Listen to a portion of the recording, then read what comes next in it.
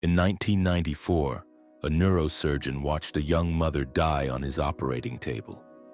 Not from the surgery. The surgery was perfect. She died because her blood cooled during the procedure, refused to release oxygen to her tissues. The monitors showed her blood was fully oxygenated. Everything looked normal. But at cold temperatures, hemoglobin molecules physically change shape. They grip oxygen tighter, and she suffocated from the inside while every instrument said she was fine. That case haunted Dr. Jack Kruse for years. But it also revealed something that most doctors never consider. At cold temperatures, the fundamental rules of biochemistry change. Proteins bend differently. Enzymes work differently. Receptors bind hormones with completely different strength. By the end of this video, you'll understand exactly what happens inside your cells when temperature drops, why 90% of life on Earth is cold adapted while we pretend warmth is normal, and how this hidden biochemistry might explain why cold exposure produces results that seem impossible according to standard medical textbooks. But first, I need to show you something about oxygen that will change how you think about every breath you take. Here's what happened in that operating room that nobody expected. When blood cools down, something strange occurs at the molecular level. Hemoglobin, the protein that carries oxygen in your red blood cells, is what scientists call paramagnetic. It responds to magnetic fields, and temperature directly affects how magnetic fields influence these tiny molecular machines. At normal body temperature, hemoglobin picks up oxygen in your lungs and releases it in your tissues. Simple, predictable. But when temperature drops, the binding affinity changes. Hemoglobin holds on to oxygen more tightly, much more tightly. This is called the oxygen dissociation curve, and cold shifts it dramatically. Your blood can be completely saturated with oxygen, every monitoring device showing perfect numbers, while your cells starve because that oxygen won't let go. Now here's what makes this profound. This isn't a malfunction. This is a feature. Evolution designed this system on purpose.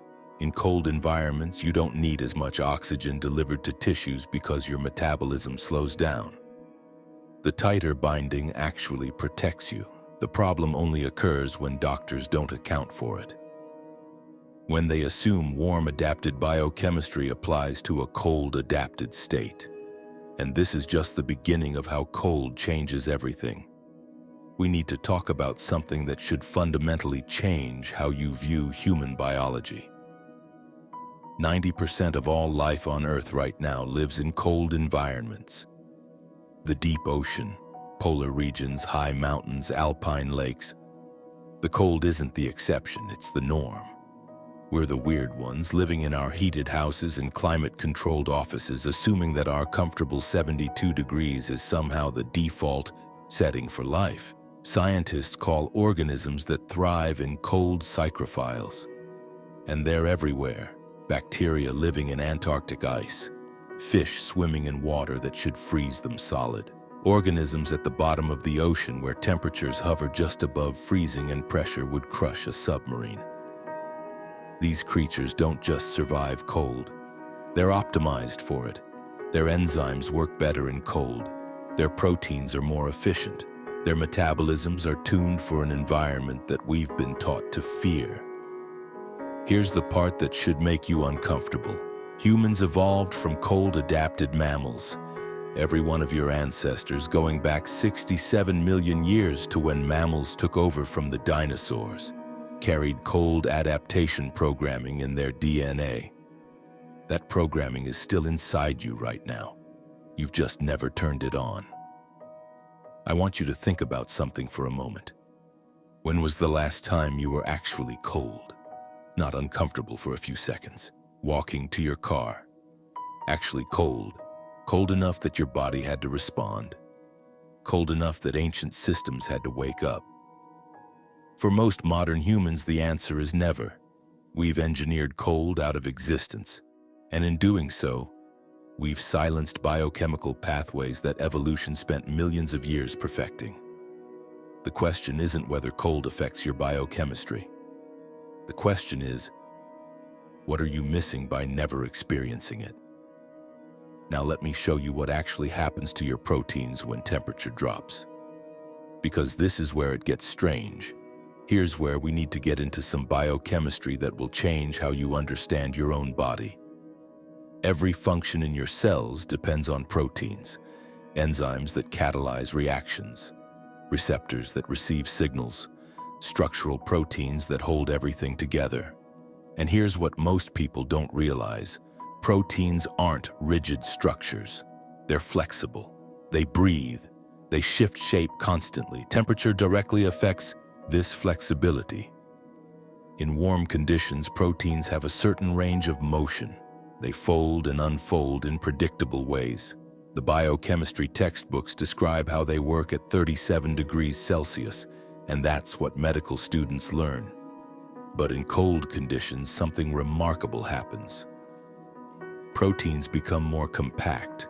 The breathing slows down, and this changes everything about how they function. Scientists studying psychrophilic organisms, the ones that thrive in extreme cold, discovered that their enzymes have evolved to be more flexible at low temperatures. They have fewer stabilizing bonds. They're looser, more adaptable. This allows them to maintain catalytic efficiency even when the cold should slow everything down.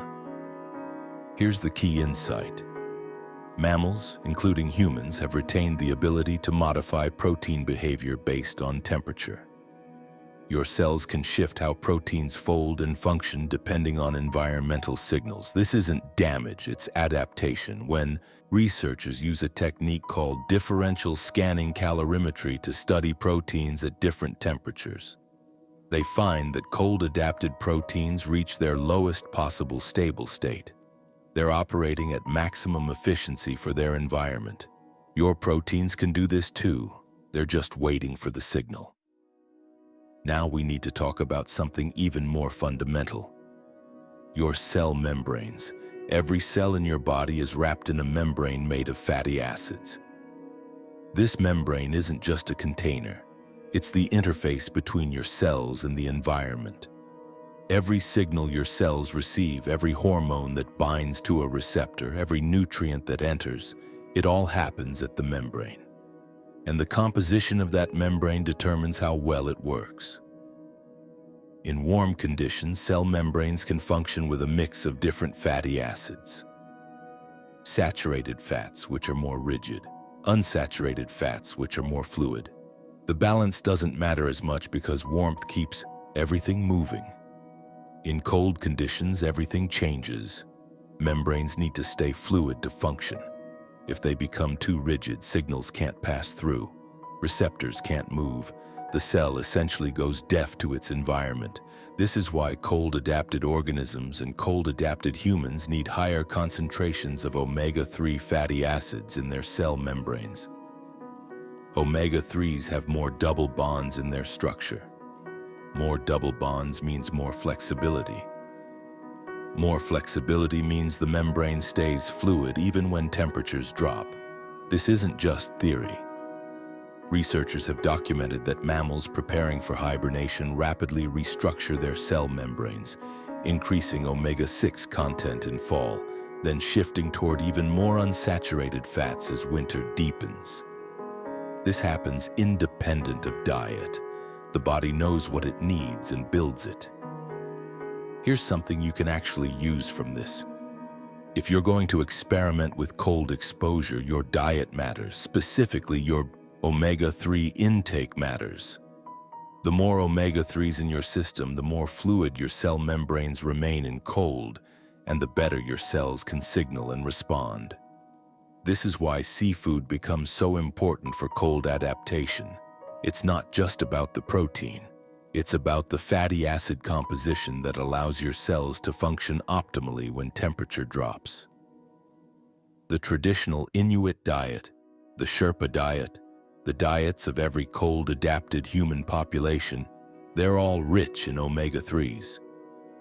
This isn't coincidence, it's biochemical necessity. Now let me show you something even stranger. What happens to your hormone receptors in cold? This is where cold biochemistry gets truly remarkable. Your hormones don't work by themselves, they need receptors. A hormone floating in your blood does nothing until it binds to a receptor on a cell. The receptor is the lock, the hormone is the key, and the strength of that binding determines how powerful the hormonal signal is. Here's what most people don't know. Receptor binding affinity changes with temperature. In cold conditions, receptors become more sensitive. They bind hormones more tightly. They respond to lower concentrations. This is a quantum effect related to how electrons behave at different energy states. Think about what this means. In cold, you don't need as much of a hormone to get the same effect. Your receptors are working more efficiently. The signal is cleaner, stronger, more precise. This applies to virtually every hormone in your body. Thyroid hormones, sex hormones, growth hormone, cortisol, leptin. In cold adapted states, the receptors for all of these become hypersensitive. This is why cold adapted individuals can have what appear to be low hormone levels on blood tests, but experience none of the symptoms of deficiency. Their receptors are so sensitive that small amounts of hormone produce powerful effects. It's also why cold-adapted athletes can achieve performance levels that seem impossible. Their growth hormone receptors are more sensitive. Their testosterone receptors bind more tightly. They're getting more signal from less hormone. The biochemistry textbooks don't account for this because the textbooks were written based on warm-adapted humans.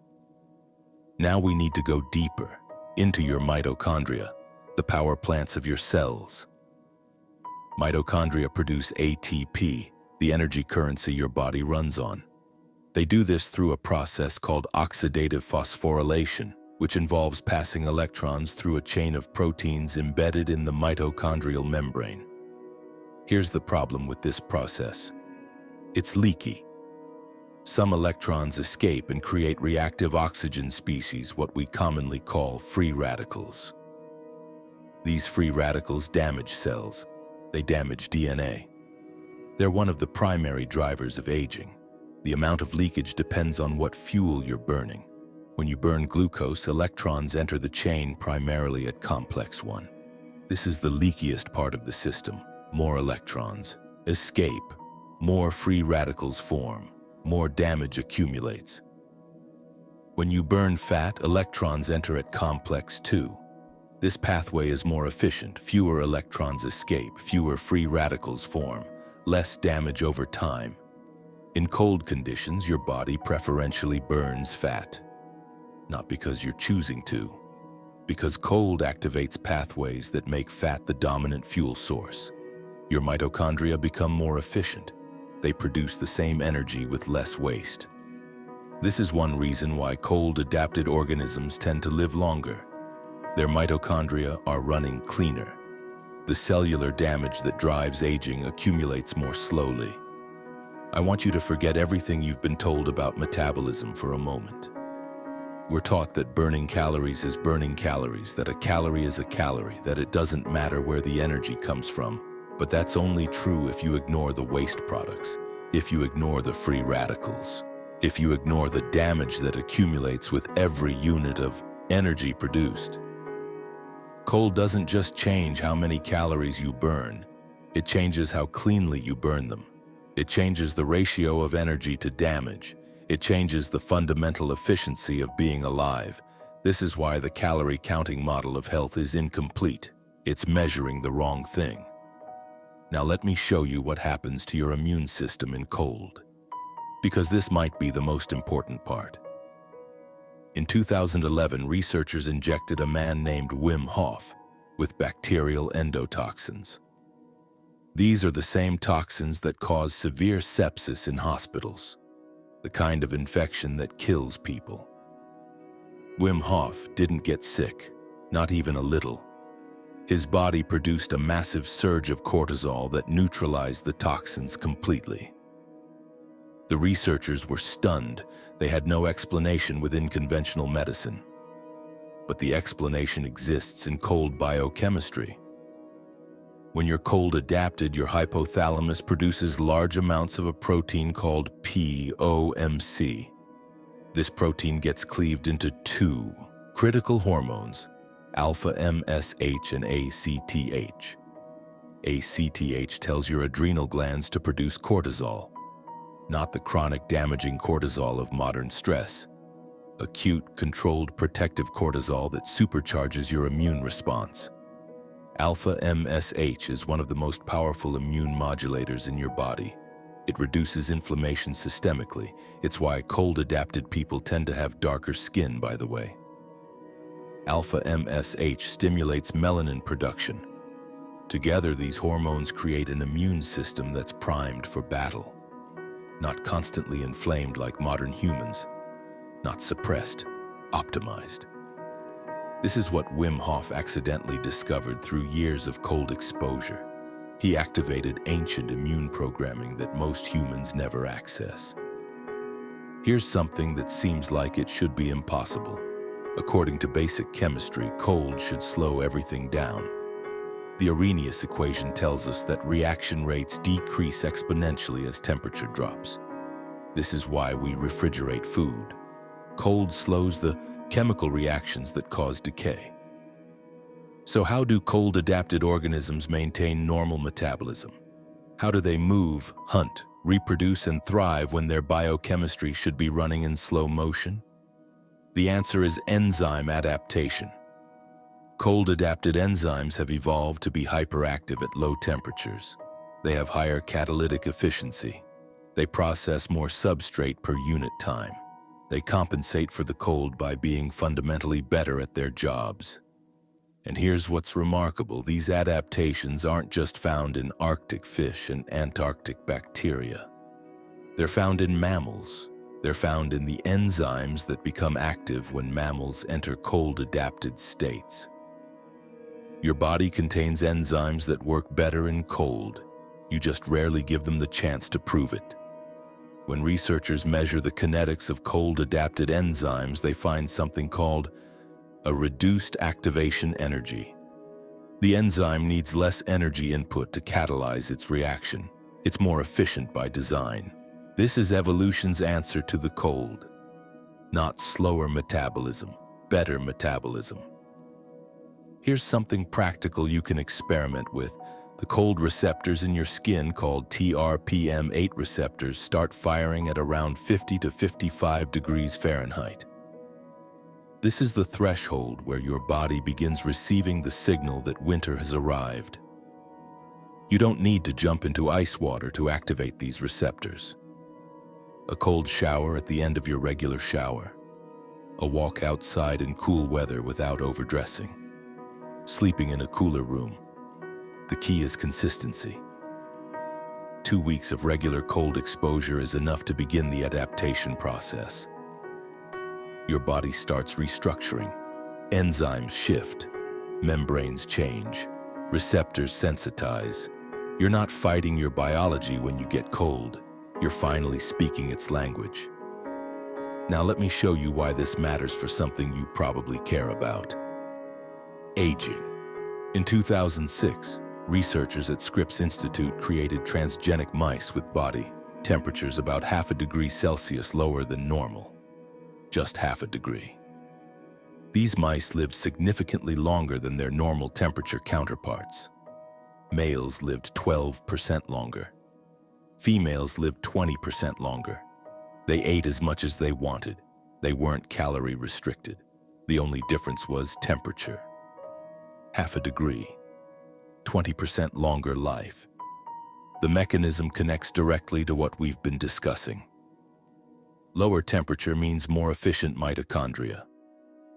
More efficient mitochondria means less free radical production.